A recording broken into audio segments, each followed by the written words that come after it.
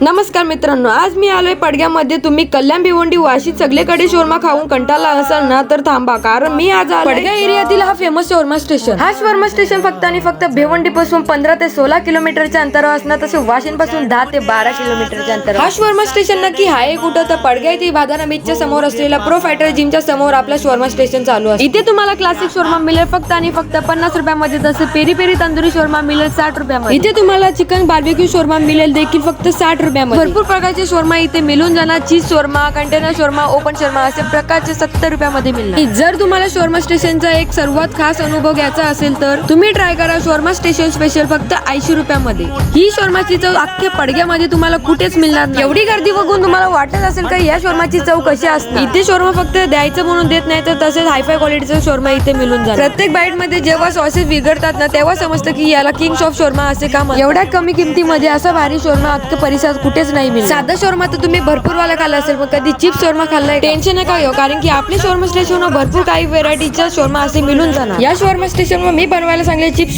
शोरमाचं काम चालू होतं. तुम्ही बघू पण शकता क्वांटिटी किती आहे चिकनची आणि मेयोनेजची. या शोरमाची टेस्ट एवढी भारी होती, मला वाटले पण नव्हतं की एवढा सुंदर लागेल. आजपर्यंत मी एवढा भारी शोरमा आयुष्यात कधीच खाल्लेला नव्हता. तर मित्रांनो, वाट कसली बघता, एकदा तरी आपल्या शोरमा स्टेशनला व्हिजिट करा. आपलं शोरमा स्टेशन चालू असतो संध्याकाळी 7:30 ते 10:30 वाजेपर्यंत.